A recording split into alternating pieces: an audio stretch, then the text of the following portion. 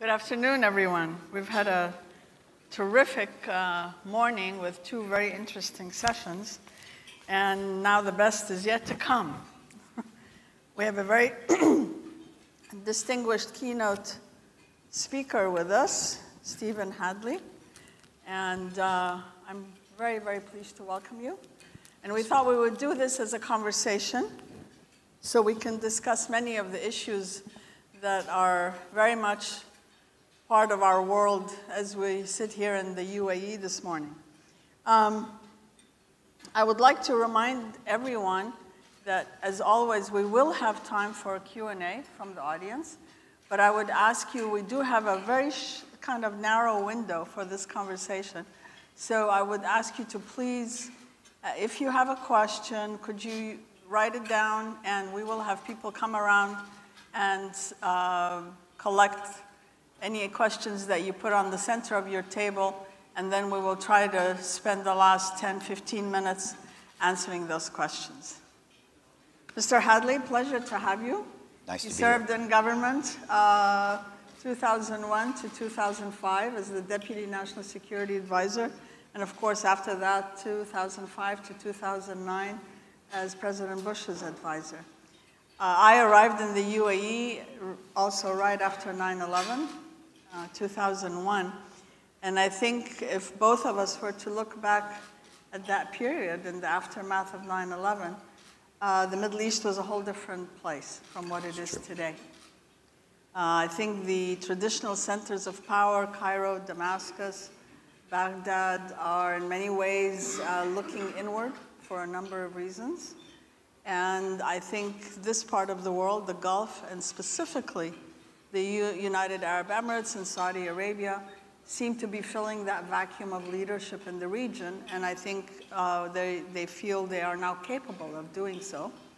But given the complexities, and I think every day there seems to be a new complexity. Of course, unfortunately, with the situation in Yemen yesterday, and maybe the announcement today by the president regarding the status of Jerusalem, as you look at the region with the challenges, but also the opportunities, where are the major risks that you think countries in the Gulf today, like the UAE and Saudi Arabia, need to prioritize, need to look at, and need to avoid some of the pitfalls that we all know so well?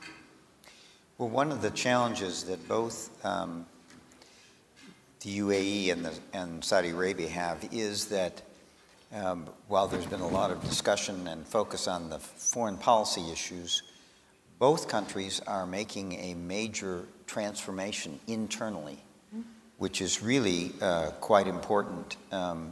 Madeline Albright and I did a study about a year and a half ago, a sort of step-back look at the Middle East, and we spent a lot of time in the region, brought in a lot of experts from the region. And one of the things we were surprised about was the amount of positive activity, bottom-up activity.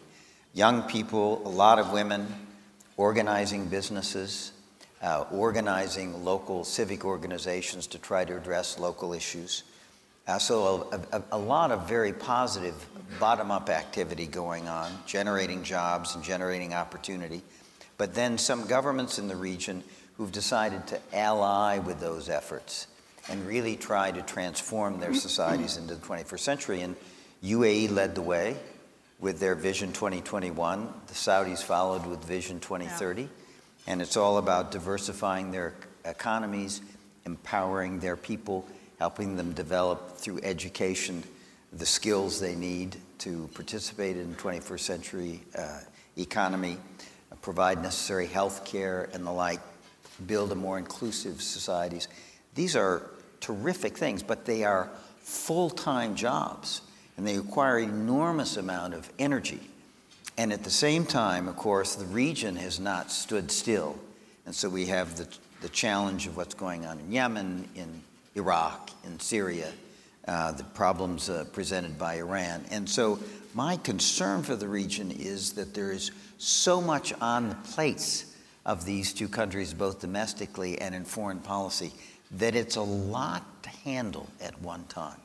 And you said something I think that's very important, is really prioritization in terms of foreign policy, and I would say setting expectations in terms of domestic reforms. These agendas are so bold, but they will take time, and one of the concerns is that people's expectations outstrip the performance. So I think the challenge for these governments are to prioritize and manage the expectations domestically, and then to prioritize a little bit in terms of the foreign policy. But it's difficult because, you know, events don't wait for the region, and they're forcing the hand of these leaders. Absolutely, and I think whether we're talking about the period in the immediate aftermath of 9/11 or today, the U.S. role here has always been very important. And one of the arguments you hear a lot today is that the Obama administration withdrew its presence or its level of engagement.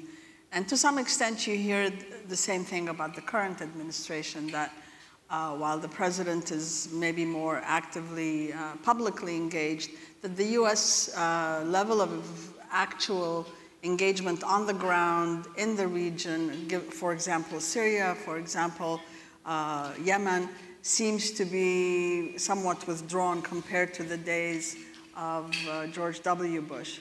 Do you think that, first of all, is that correct? Second, if it is, do you think the pendulum has swung too far in one direction, or are we kind of on the right track in the middle of that? I think we're on the right track. I think this notion that somehow the Trump administration is withdrawing from the world, I think is overstated. I think people come to that conclusion because he did get out of the Trans-Pacific Partnership trade arrangement, multilateral trade arrangement in the Asia, and has declared an intention, something he cannot do for 3 or 4 years yet, of getting out of the climate change, Paris Climate Change Accord.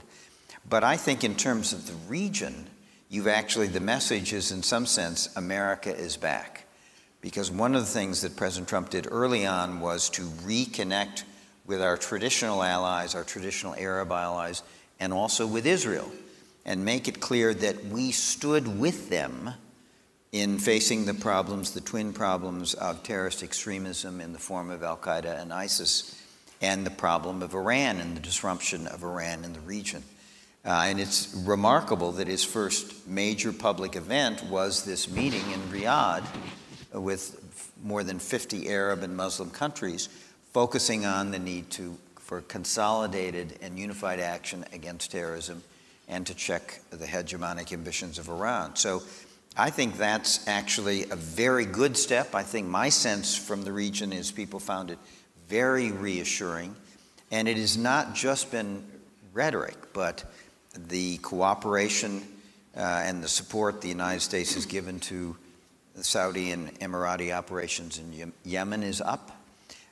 We, the United States, got much more actively engaged in supporting the efforts of the Iraqis and some forces in Syria to throw out ISIS. ISIS is now largely out of Iraq, is clearly soon to be defeated in Syria. The caliphate really is no more. That's not to say that ISIS still is not a terrorist threat. Of course it is. But that, I think, is real progress. And I think it was overdue. It's an America turning back to the region. It's a new formula in terms of our military engagement to empowering countries in the region to do more. And you see that in our defense cooperation with the UAE and with Saudi, and in the model we used in Iraq and Syria, which was small American forces with American enablers supporting local indigenous forces as they move against terrorism. So I think we're emerging a little of a new model. The model of 160,000 Americans going into Iraq, I think, is rightly a thing of the past. So I think the story is a pretty good one. The table has been set, a lot of progress against ISIS, still a lot to do with respect to Iran. And I think there are two big challenges. If you want to try to thwart Iran's hegemonic ambitions, how do you do that? One challenge, and we can talk some about that. And the other challenge is, now that ISIS has been largely cleared of Iraq and Syria, what next? You know, nation building has a lot of, has gotten a bad reputation. In fact, America doesn't build nations, people build their own nations. It was always a misnomer. But I would argue that if we do not help Iraq and at some point Syria get back on its feet and help these countries to provide good governance and economic opportunity and security to their people, you will get ISIS back at some point. You'll get ISIS 2.0, which will be even worse than ISIS 1.0 in the same way that ISIS was a lot even more brutal than Al-Qaeda. So I think those, a more elaboration on the strategy towards Iran, and what do we do now in Iraq and Syria now that ISIS has been cleared out?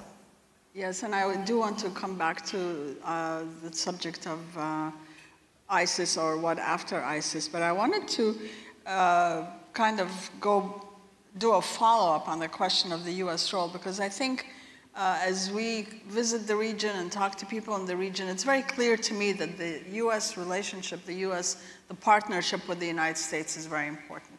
But people are also certainly feeling the presence, the stronger presence of Russia, of China, both on the economic, commercial front, but also on the political front. And sometimes you hear it with some concern that somehow that the U.S. is leaving a vacuum that the Russians are filling, or also the Chinese are finding a vacuum and moving in. I'm not sure that it's kind of a win and lose situation, but I wanted to get your thoughts, especially on Russia. Having re-entered the Middle East, Russia, of course, has been in the Middle East for a long, long time. And their presence in Syria with a base and so on. How do you see that, and how do you think the U.S. should either coordinate, cooperate, or not cooperate with the presence of Russia in the region, in Syria and in other places? Well, Syria is a real, tragedy in every dimension, as we know. The humanitarian situation, the number of people displaced, the number of people killed. Their history will judge about the American policy in Syria. I think it is clear that in some sense we left a vacuum and the Russians moved in. And I think from a Russian perspective, it's been quite successful. Their objectives, I think, were to basically send the message, there will be no more regime change by force of arms by the United States. That's over. Secondly, they wanted to send a message that as opposed to the United States, Russia stands by its traditional friends and allies. Third, they wanted to deal themselves back into the Middle East and to a seat at the table of any decision about what happens to Syria. And finally, they wanted to secure their naval base and their presence in the region. And Putin has largely achieved that on the cheap. And regrettably, when Putin convened in Sochi, Turkey, Iran, and Russia, the message was quite clear. Those are the forces and the countries that have an influence and dictate terms on the ground. And the United States has only a modest role. This is a regrettable situation. The question is, where do we go from here? And we have to recognize that most of the good options on Syria are way in the rear view mirror. This is a very difficult situation to handle. My own thinking about it is Russia has succeeded, and Russia is going to be a force in Syria, and we have to, I think, recognize that. The question is, can we work with Russia and with Turkey and others in the region to try to help stabilize Syria, to try to get the violence down, to try to wind down that civil war, but to do it in a way that does not open the door for Iran to basically call the shots in Syria and complete this corridor that people talk about from Tehran to Beirut. I think there's a chance of that. I think actually Russia is looking for a way out. It's been very successful. It's gotten it on the cheap. But I would hope that they've decided it's time to sort of declare victory, consolidate their presence, but lower their profile and lower the costs. And the question, if that's right, can we work with that and work with Russia and other countries in the region, including the UAE, so that whatever emerges from the political process begins to push down Iranian influence. I don't think we'll get them out the exits, but I think we need to try to push down Iranian influence. And that's difficult because there's not much less of the Assad regime. It is heavily dependent on Iran and Russia, and particularly Iranian fighters and Russian air power. And quite frankly, there's not much less left other than the Kurdish forces about the US-supported opposition. So we don't have much to work with. No, I would agree with that. And I would also, I'm less optimistic about pushing down the influence of Iran in Syria for a number of reasons. First of all, the Russian-Iranian relationship is quite, I mean, it's a marriage of convenience, but it's a convenient marriage. This allows me to segue into Iran because I think many people in this part of the world certainly are very concerned about the rising role of Iran and its influence, as you say, from Tehran to the Mediterranean. And I'm very pleased that the new administration has voiced real deep concern about that and has talked to our allies and our partners in the region about ways to push back on that rising trend. But when you come down to the brass tacks of a strategy on Iran, I personally find it quite complicated. How do you push back on Iran? I mean, short of war, short of a kinetic action, what are where is the leverage? You raised that question. Where is the leverage that we have on Iran, especially now with the JCPOA, the Iran nuclear agreement, kind of on a life support system? Do we have enough leverage with Iran? And what's the strategy? And is there a common understanding between the US and our partners and our allies in the region on what that strategy should be, which I think is key if we're really going to succeed? I think we have a number of opportunities. I think our biggest opportunity is actually in Iraq. The Shia the Iranian trained and supported militia had a big role in the fight against ISIS. They are well entrenched. They have a lot of influence in Baghdad. But I think there is an opportunity there because we always felt that the Iraqi Shia are Iraqi first and Shia second, and that Iraqis do not want to become a satellite of Iran. So I think we have an opportunity there, but it requires the United States, UAE, Saudi, and other countries in the region to work together. It requires, for example, the United States, as opposed to 2011, even though ISIS is largely defeated in Iraq, to leave a force there. I would hope between 10 and 20,000 troops to try to guarantee that ISIS does not come back, to provide American influence, and to provide, quite frankly, Iraqis a counterweight to Iran, so that they have a platform from which to resist some of the pressure that's coming from Iran. It's very important for Saudi and UAE and the Sunni states to bring Iraq back into the Arab family and to provide it diplomatic support. It's important that UAE, which did not join in the invasion of Iraq in 2003, is on the ground in Iraq, is helping with humanitarian assistance and reconstruction, and is diplomatically reaching out to Iraq. This is terribly important. So one, we have an opportunity in Iraq. Two, we need to make the most of Syria. The argument I would make to the Russians is the Russians actually want stability in Syria. And if Iran has a major role in Syria, there will not be stability over the longer term. That is the argument for winding down the Syrian presence. And finally, we've got to do something about what Iran is doing in Bahrain and even more so in Yemen. And we can talk about that as well. Yeah, a lot of challenges. But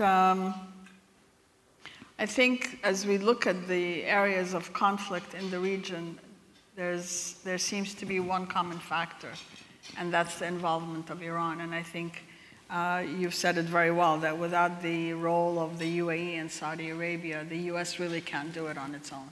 This is definitely an area where we need our partners to be fully And if I could say a word about that. Please. One of the things that I've observed is the growing and strengthening relationship between the United States and UAE. And I think Americans don't acknowledge enough what a terrific ally and friend the Emirates have been to the United States. In preparation for this, I noted that UAE is the only one of 3 countries and the only Arab nation that participated with the US-led coalition in the 6 major coalition actions of the last 20 years. Afghanistan, Libya, Somalia, Bosnia, Kosovo, the Gulf War, and the fight against ISIS. This is extraordinary. This is a country punching above its weight, seeing its strategic interests, willing to make common cause. Sometimes I think they've been a better ally to us, the United States, than the United States has been to UAE. And we need to acknowledge that and acknowledge the close security cooperation that is going on now. It's a remarkable thing. It's a remarkable development, and it is a real resource for both countries. And that cooperation, I think, is essential if we're going to sort through all these problems in the region. No, absolutely. I remember I was on the ground when we went into Afghanistan, and a year later, our special ops commander was here and was asking leadership here what he could do for them. And the answer was, take some of our people and train them. So as you said, they've been with us in many areas that other countries have not stepped up to the plate. And I think one of the areas that I saw develop very, very quickly by the UAE is their soft power. And I wanted to come to that because it's really a model for other countries in the region. But I think every country has to define its own soft power, if you will. And the UAE, given the challenge of its demographics, I think is punching well above its weight. But they have really defined it very, very broadly. And it's become, I think, a significant soft power in the region. And it's very much felt in the US. I mean, really, they've made a huge effort, given the partnership with the UAE, to express that soft power in ways in the US, from building soccer fields and inner city neighborhoods to providing support after hurricanes and so on. It really, they've thought of it on the arts and culture scene. I remember going to the first exhibition of Arab artists was by Emirati artists in Washington, D.C. And all the artists were there. It's not just bringing the art, it's building those personal relationships. As you look at that, and given what's going on in the region, how do you see the UAE's soft power playing a role in their new leadership role in the region right now? And how can that push their foreign policy objectives forward? I was really unaware of this. I remember the ruler of Dubai came to see President Bush 2006, 2007, sometime in that time frame. And we went to Camp David, and I had an opportunity to talk with him, and he talked about education. And I thought, this is great. He's going to talk about education reform in the Emirates. Well, he was talking about creating an educational approach that would not just be for the Emirates, but would be for the region as a whole. And you look at what I had a chance to visit the NYU campus here in Abu Dhabi. A very innovative campus, emphasis on science, technology, and engineering, and innovation and teamwork, and drawing on populations from 150 countries, I think it was at that point. This is an aspiration actually to train the leadership, not just in the Emirates and not just in the region, but actually globally. It takes your breath away in terms of its ambition, but it is a vision in terms of how you build a more inclusive society where people are trained with the skills they need to be part of a knowledge-based economy, to innovate, who are trained in critical thinking, which is the best investment you can make if you want to counter the ideology of the extremists. All of these things are in Vision 2021, the Emirates blueprint, reflected very much in the Saudi Vision 2030. Terribly important for the region if we're going to put extremism behind us, and if the Arab world is really going to come and be make the contribution in the 21st century that it can. And the Emirates and Saudi are leading that effort. It makes them vulnerable, either envy on one side or disruptors on the other. It can't be something that Iran feels very good about. And that's why it is important that it be buttressed by the strong defense relationship, the defense capability that the Emirates are building for themselves, with some American help from companies like Raytheon, but also the defense relationship and the security relationship between the Emirates and the United States, between the United States and the other countries in the GCC. All of this is part of the package, and it's very exciting. Absolutely. Could I ask you to pass the questions forward? I'll start to take a look at them. And while we're doing that, I wanted to, in terms of the soft power, again, go back to that. As we look at the museums that are going up in the UAE, again, kind of bringing the West here, but at the same time, not only for the UAE, but for the whole region. And that piece, I think, contributes in many ways to the question of what after ISIS. As we look at ways to fight this political extremism in the region, I argue, and I don't know if you'll agree with me, that the solution has to come from the region. But given the US role over the last 15, 20 years in the region, allowing the states in this part of the world to come up with the ideological, the educational, the cultural piece, whether it's by opening museums and exposing young people to the world so it's not alien to them. What should the role of the US be in this fight, other than the kinetic fight, obviously? How can we play a supportive role, but not a leading role, so that the solution comes from the region and not from the West, which makes it unacceptable in my view? That's one of the things that Madeleine Albright and I found when we did this study.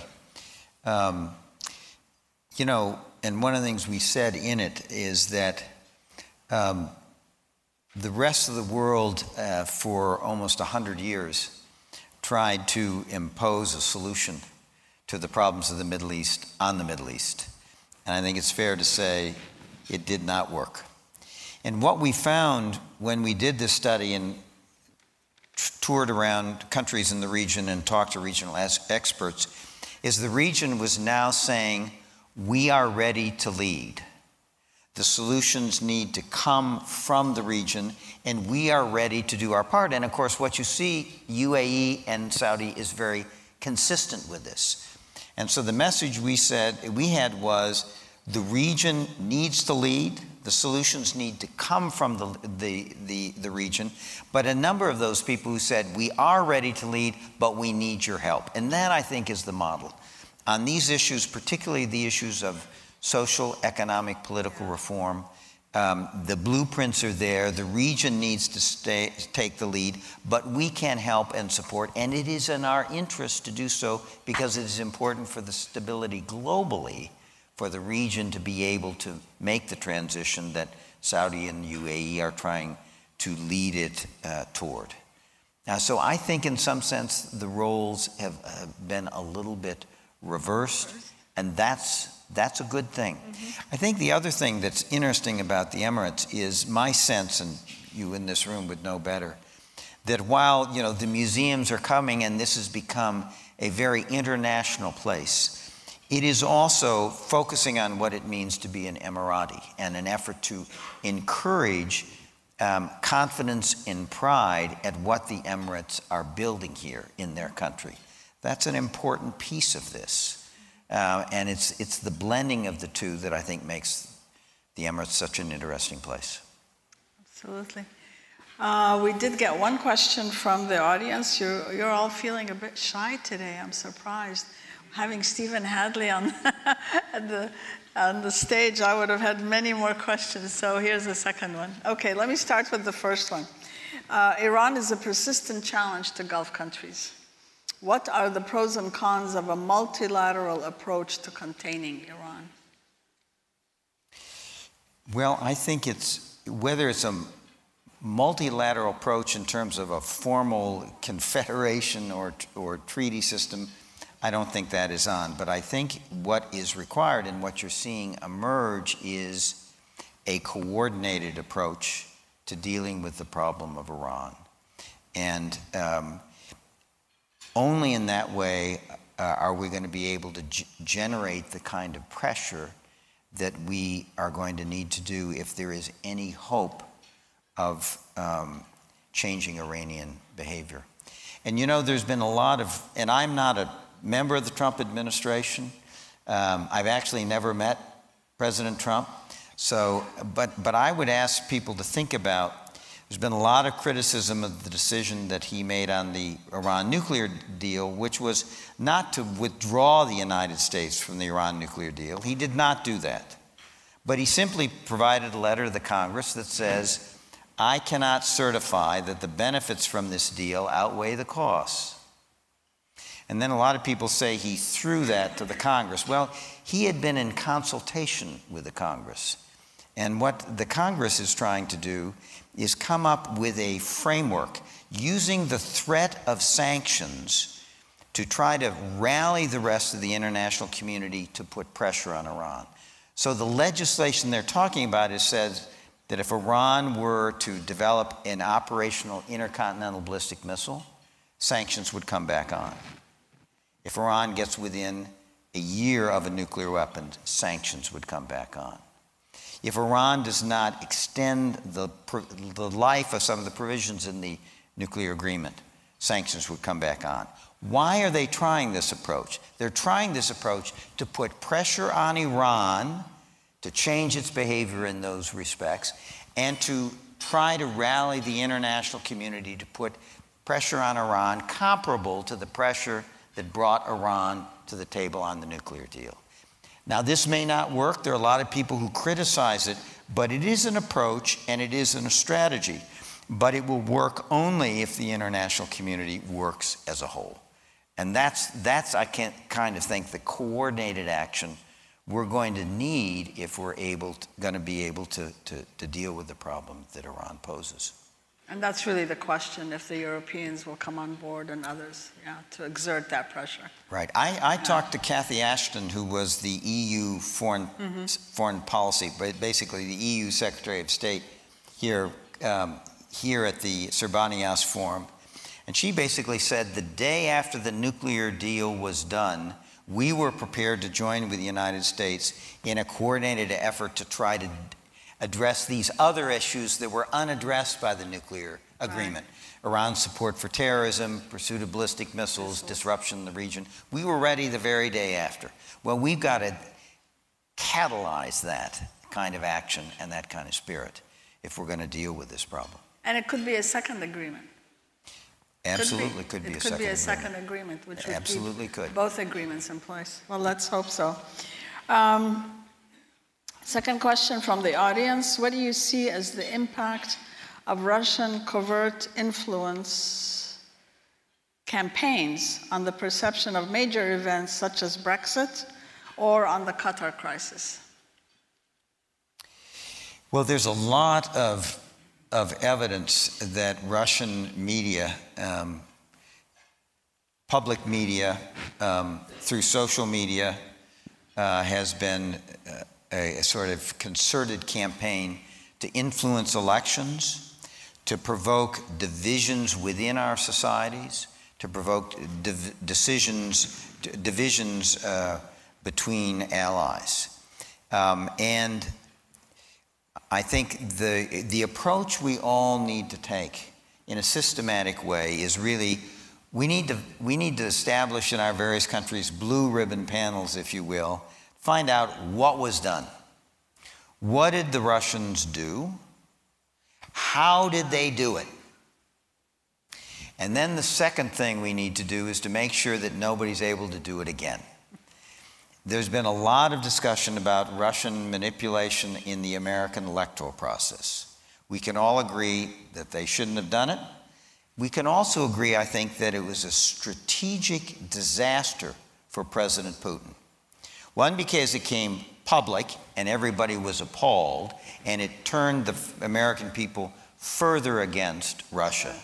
But secondly, President Trump came to office wanting to improve relations with Russia.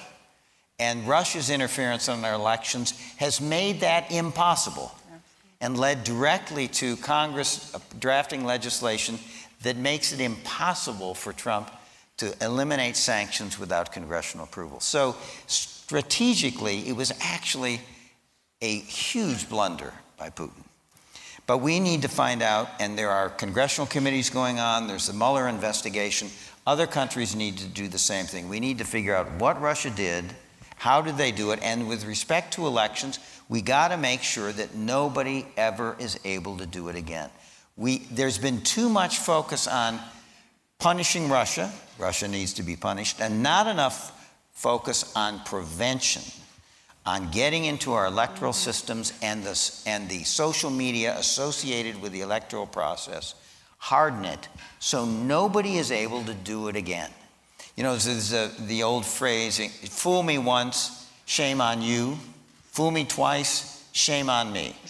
If anybody is able to manipulate our electoral processes in the future, it's our fault, because we're on notice. And if we don't take action, shame on us. And social media is really a big part of this, because social media is a big part of it. They're going to have to come to the table to find ways to stop that. And there's a fascinating debate going on in the United States on this very issue. Social media is now testifying before Congress, something unthinkable. Silicon Valley thought that, you know, it was 100,000 miles away from Washington. Well, guess what? They're now coming up before congressional committees. They are taking action themselves, and I would hope that what they would do is work with Congress, work with the administration and agencies, and come up with the kind of regulation that's smart regulation, that the private companies actually lead the government to, so that we have a legislative framework that works for the companies but also addresses these issues. I think we're out of time. Well, we have time for one more question, and nobody has asked the Jerusalem question, so I'm going to ask it. Make it easy for everyone. If the president... You can see why I thought we were done and I wanted to get off the stage. I can't possibly let you go with your expertise and insight, and you're out of government, so you can speak about these issues more freely. But if the president goes on and makes a statement today about the status of Jerusalem, what do you think the impact will be, and hopefully how will he articulate his position to minimize issues for the region? I don't know what he will do. A couple things, I think. You know, one of the things people will forget is context. You know, we are drowning in facts with very little context and even less wisdom. Context. You know, President Bush in the 2000 campaign was asked, will you move the U.S. Embassy from Tel Aviv to Jerusalem? And we had a formula, and I can't figure out what this is the kind of formula that will be familiar to you. It's what you do in campaigns. We had something like that said, we will begin the process of considering the process of how might one move the embassy from Tel Aviv to Jerusalem. And 8 years into the Bush presidency, at one point we were asked, you know, how are you coming on moving the embassy from Tel Aviv and Jerusalem? And I think I said, we've begun the process of considering the process of how we might move the embassy. So this has been on the agenda. There's legislation that requires the president every 6 months to move the embassy or explain why they haven't. And every president, every 6 months, explains why they haven't. So this has been around a long time. Secondly, who are we kidding about Jerusalem and the state of Israel? Its Knesset is there. Its prime minister's office is there. all the ministers have offices there. It's a reality. And I think the way out of this, and what I hope the administration will do, is something like this. Have some statement about Jerusalem is the eternal capital of the Jewish state of Israel. Something like that. And then makes it absolutely clear, that the issue of the status of Jerusalem and the borders of Jerusalem is something to be developed and resolved in the final status negotiations between Israelis and Palestinians. And there is nothing inconsistent with saying that Jerusalem is the eternal capital of Israel, with saying that Jerusalem can also be the capital of a Palestinian state, the home for the Palestinian people.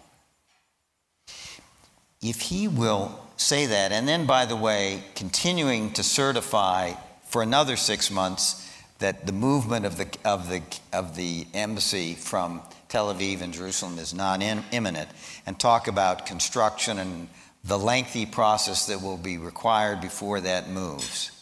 I think if they do it and they frame it that way, we can get through this. There will be a reaction. People will not look at the context. They won't know the history. There will be a reaction, but I would hope that calmer heads would prevail. And if at some point the administration will give us a hint of what kind of peace initiative they are preparing, that there really is something coming here, I think it will make it easier for people to put this issue behind us. And that something that coming is hopefully a concept for how an Israeli-Palestinian peace can be embedded in a broader Israeli-Arab reconciliation. That's the formula under the Arab Peace Initiative. That's the formula I hope that they are working from. So it's going to be a blip. Certainly it's going to be disruptive. There may be violence, which is very unfortunate. It's going to depend on how the administration frames it, how much consultation we've done with friends and allies so that the reaction is contained and the message is reinforced, and governments are in a position to be able to explain it to their peoples. That requires a lot of work. I hope the administration has done its homework. Well, this administration is not renowned for careful wordsmithing, but I hope they listen to what you just said, which was very articulate and very creative and very thoughtful. So with that, I would like to thank you very much for joining us today. We appreciate the time and also the thoughts and the wisdom. Thank you. It's a pleasure to be here. Thank you for having me. Appreciate it.